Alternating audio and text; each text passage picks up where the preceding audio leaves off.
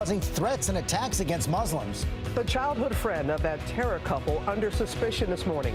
Why he bought those guns for the killers and what his friends say he told them weeks before the attack. And the new alert this morning. The search right now for 2 Afghan soldiers missing from an American military base in Georgia. Chipotle's major new outbreak is growing. 80 college students sickened. That school warns its athletes not to eat there. The fast food chain is searching for answers. The new national warning this morning about the hottest gift of the holiday season.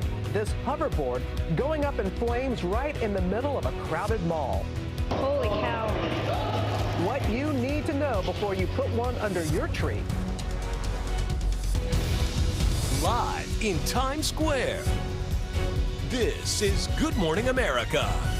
And good morning, America. Boy, that was a scary moment. Mall in suburban Seattle. Let's take another look right there. You see the hoverboard go up in flames right there. Not the first time this has happened. And meanwhile, these are selling on eBay. Every 12 seconds, one hoverboard sells. We're going to have a big alert for you coming up. They're a hot item. That's right. We're going to have that ahead, but we're going to begin with Donald Trump. Many continuing to lash out against him. An avalanche of criticism from his own party. I want to take a look at some of the Republican leaders who have denounced the plan. The GOP frontrunner sitting down with Barbara Walters for an exclusive on-camera interview. And ABC's Tom Llamas starts us off. Good morning, Tom. Robin, good morning to you. Donald Trump says to make America great again, he has to make America safe again. But there is now bipartisan outrage to his plan. Leaders here and abroad saying Trump has gone too far. This morning, Donald Trump pushing forward with his call to ban Muslims from coming to America. Are you a bigot? Not at all. Probably the least of anybody you've ever met. In an exclusive on-camera interview with Barbara Walters, Trump explains the idea for the ban is a direct result from the attacks on the World Trade Center and last week's shooting in San Bernardino. There are people that have tremendously bad intentions. We have to be tough, we have to be smart, and we have to be vigilant. But does that mean being un-American? That's the way the plan is being described by the White House. What Donald Trump said yesterday disqualifies him from serving as president. And Republican leaders on Capitol Hill. What was proposed yesterday is not what this party stands for, and more importantly, it's not what this country stands for. Democratic frontrunner Hillary Clinton seizing the moment, trying to put all the GOP candidates under the Trump tent. They are all driving the exact narrative that jihadists want to advance, that we are at war not with barbarous, violent murderers, but with an entire religion. This is a grave mistake. But Trump's fellow candidates are blasting him as well. What he proposed was not well thought out. It was impulsive. He didn't think it through. It violates the Constitution. It places a religious test, and it isn't the best way to do this. You know how you make America great again? Tell Donald Trump to go to hell. The chairman of the Republican National Committee saying we need to aggressively take on radical Islamic terrorism, but not at the expense of our American values.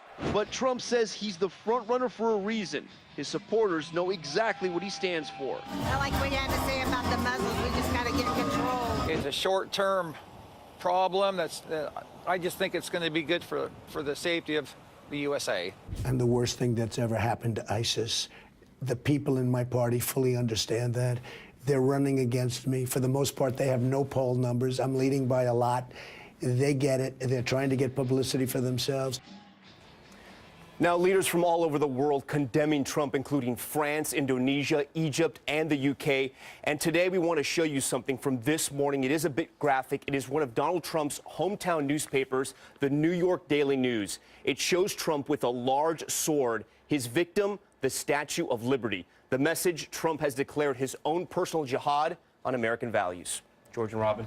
Well, he is stirring up so much emotion right now. I want to bring in Matthew Dowd, our political analyst, has served as senior advisor to President George W. Bush, worked for Democrats as well. And Matthew, we just heard the White House Press Secretary Josh Earnest say this disqualifies Donald Trump for the presidency. The question on the table right now, does it increase his chances for the nomination?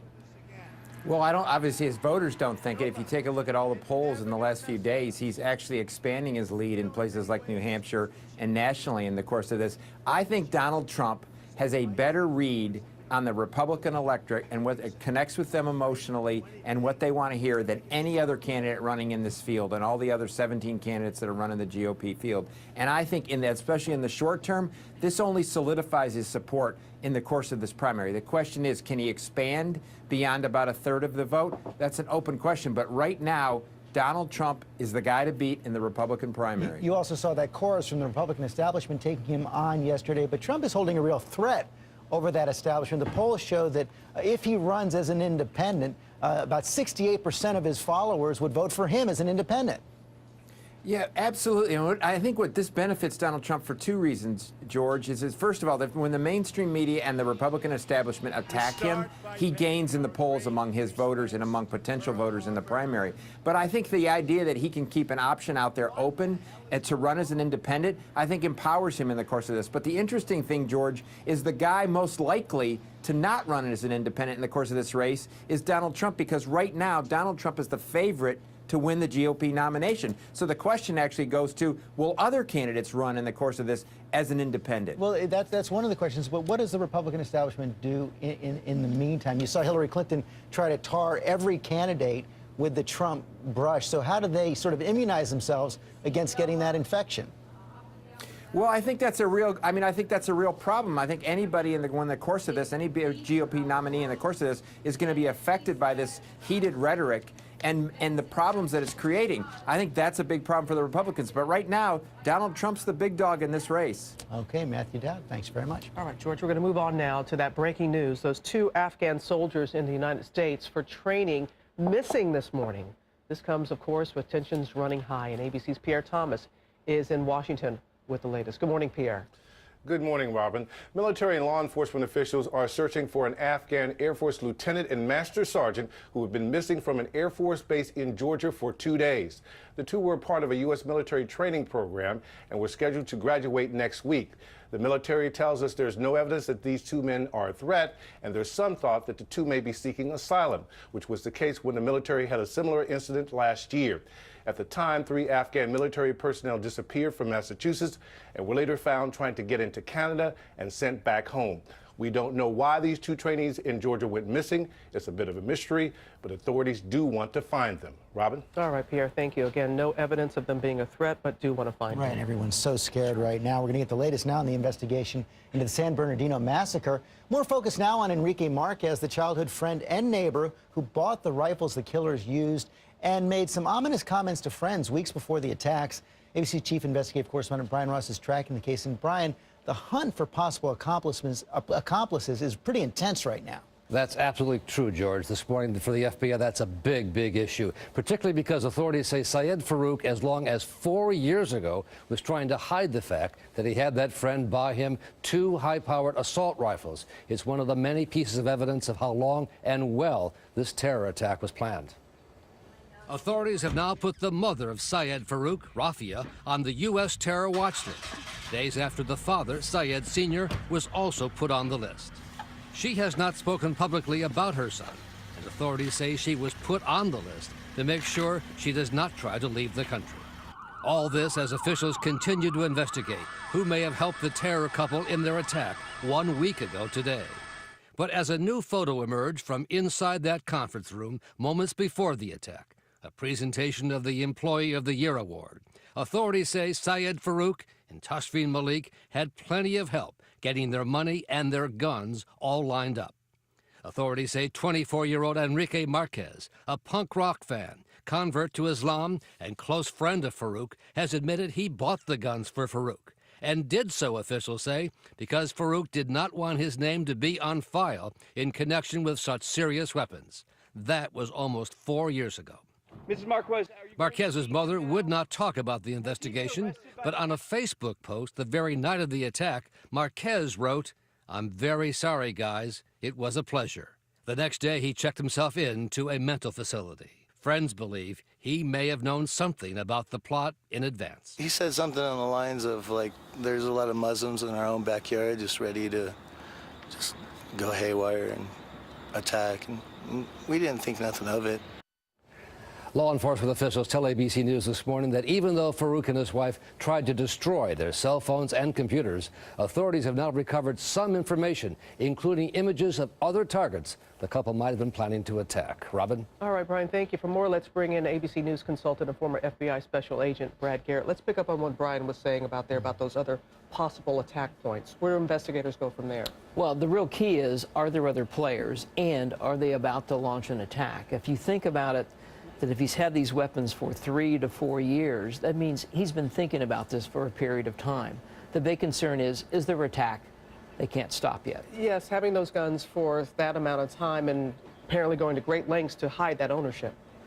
Exactly, and it goes to mindset. It goes to, he was thinking about doing something years ago, but for whatever reason, it culminated last week. And Marquez, people want to know, are there others out there that could have aided both of them? I think it's likely only because to pull off an attack like this, that's maybe been planned for a long time, you have to get help. Somebody had to teach you how to shoot, build pipe bombs, etc. And investigators and authorities really want to get at the root of what inspired them or who inspired them. Exactly, because that may lead you to other people. Is there an Anwar Awlaki type person out there that inspired them, perhaps? All right, Brad, thank you.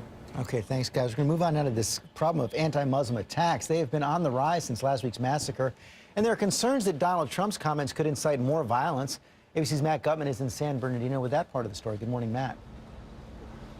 Good morning, George. A week after the attacks in that conference building behind me, Muslim groups are saying that they are now the targets of increasing intimidation and threats. They're saying that it's even changing the way some people go out, the way they dress, even the way they pray. It's being called the biggest spike in anti-Islamic incidents since 9/11. And it's not just rhetoric. In Philadelphia, surveillance video of a pig's head thrown at a mosque. The FBI now investigating. Threatening voicemails left at a mosque in St. Louis. Come my way, and I'll bury you all, cut your head off. And in Dallas, I hope you get sprayed with pig's blood, okay? You are just... This Palm Beach, Florida mosque vandalized. Windows smashed. All of this triggering fear. You feel scared as an American about what's happening in our country, but then at the very same time, you're afraid for your own life because of, what people are doing in retaliation. The Council on American Islamic Relations saying the spike follows both the San Bernardino rampage and Donald Trump's calls for a ban on Muslim immigration. And here in San Bernardino, intimidation. The mosque Syed Farouk attended threatened the night after the rampage, and mosque attendance is down. One of its members confronted at a memorial. You'd been sort of really confronted. He was really passionate. He was really angry. Some are changing their behavior. Go out in a group. If I was going to go alone, I wouldn't go alone. I'll take 2-3 guys with me. And even changing their dress. Amongst the women and stuff, I've heard, don't wear hijab anymore, take it off. And this morning, the detective who said he would take a bullet before the evacuees... I'll take a bullet before you do, that's for damn sure. ...is speaking out for the first time about that moment. Admitting he was also scared, but knew people were counting on him. I meant what I said. I said it for them just to kind of calm down and relax, that we were going to do everything we can to get them out of that building safely. Of course, among the people that hero officers ferried out of that building were also Muslim Americans. And to give you a sense of how enmeshed this community was, when we arrived at that mosque yesterday for that interview, we saw a sheriff's deputy coming out. He'd actually been praying there. Robin.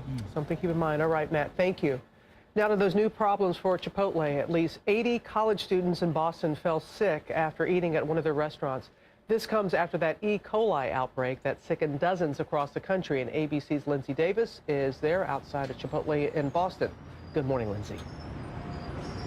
Good morning, Robin. This Chipotle location remains closed this morning. The Boston Health Department has said that this is not another outbreak of E. coli, but likely norovirus. Now, this all started with an email that went out to Boston College athletes. Do not eat at Chipotle. This morning, another blow to the popular fast food chain Chipotle. Boston College saying 80 of its students sickened after eating at this restaurant in Boston this weekend, including half of the basketball team. Some of them couldn't get out of bed. Health officials in Boston say the cause is likely norovirus, a highly contagious virus with symptoms including stomach pain, nausea, and fevers. One of our friends was in the infirmary, and she said when she walked out, there were 10 people on the waiting room, all with buckets, just throwing up. This isn't the first concern like this for the beloved burrito hotspot. Earlier this year, 52 people in 9 different states fell ill from an E. coli outbreak.